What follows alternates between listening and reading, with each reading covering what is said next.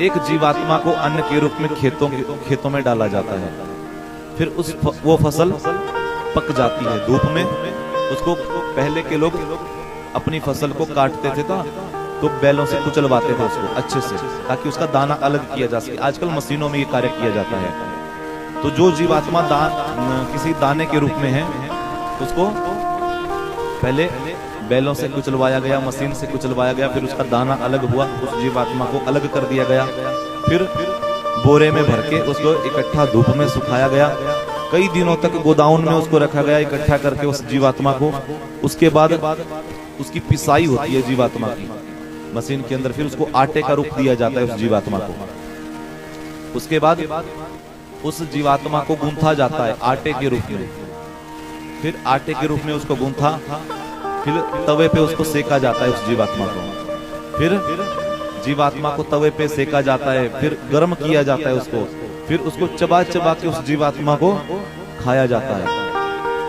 फिर जब वो आत्मा हमारे शरीर में जाती है तो कुछ ही दिनों में वो जीवात्मा रक्त का रूप ले लेती है। फिर उसके कुछ दिनों के बाद वो जीवात्मा 30 दिन के बाद शुक्र का रूप ले लेती है। फिर गर्भाधान की क्रिया से वही जीवात्मा एक महिला में प्रवेश करती है। फिर उसके बाद वही जीवात्मा एक बेर के दाने के समान गर्भ में होती है। उसके बाद अनंत कष्ट पाती हुई वो जीवात्मा जब 2 महीने की हो जाती है, 3 महीने की हो जाती है, जब उसकी त्वचा बनने लग जाती है गर्भ में, तब गर्भ के अंदर छोटे छोटे कीड़े होते हैं जो उस जीवात्मा को, जो उस बालक को नोच नोच के खाते हैं। वो चीखता है, चिल्लाता है,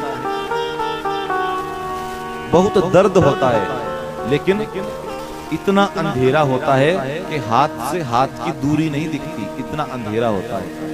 वो जीवात्मा इतना रोता है, चिल्लाता है, वो बालक जो गर्भ में है, कि प्रभु इस नरक से मुझे एक बार निकाल दो, एक बार निकाल दो।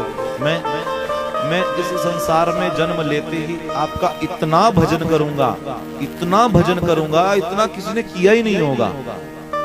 ये सब प्रतिज्ञा हम लोगों ने की हुई है। फिर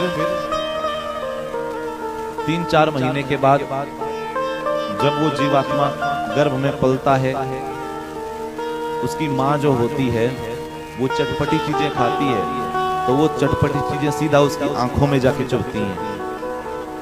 इतना भयंकर उसको दर्द होता है, पर वो बोल नहीं सकता। वो केवल एक कार्य कर सकता है उस वक्त, रोते रोते चिल्लाते चिल्लाते वो प्रार्थना कर सकता है। केवल प्रार्थना करता है कि प्रभु मुझसे ये कष्ट अब बर्दाश्त नहीं होता, सहन नहीं होता, अब ऐसी कृपा करो, मुझे मानव शरीर दे दो। अब की बार ऐसा भजन करूंगा, अब की बार कुछ मेरे से भूल नहीं होगी। अब की बार एक बार मुझे जन्म दे दो, एक बार मुझे इस दुनिया में ले आओ। ठाकुर जी को थोड़ी दया आती है, चल कोई बात नहीं, ठीक है भेजता हूं। और जब बालक 9 महीने का होता है, जब प्रसव पीड़ा प्रारंभ होती है, तब जब एक महिला उस बालक को जन्म देती है, तब कई बहनों से, कई महिलाओं से प्रसव पीड़ा के दौरान एक शब्द भी निकल जाता है कि हे प्रभु, या तो मुझे मार दे या तो इस पीड़ा को कम कर दे। अब माताएं बहनें जानती होंगी, ऐसे शब्द निकल जाते हैं। जब प्रसव पीड़ा होती है तो इतना दर्द होता है मानो शरीर की 206 हड्डियों को एक साथ तोड़ा गया है। 1000 बिच्छू एक साथ डंक मारते हैं, उतना दर्द होता है प्रसव की पीड़ा में, एक बालक, एक संतान को जन्म देते हुए। और जितना दर्द उस बहन को होता है, उससे 10,000 गुना ज्यादा दर्द उस संतान को होता है, उस बालक को होता है, जो अभी एक दिन का भी नहीं है। उसकी यहां सांसों में, गले में जान अटक जाती है,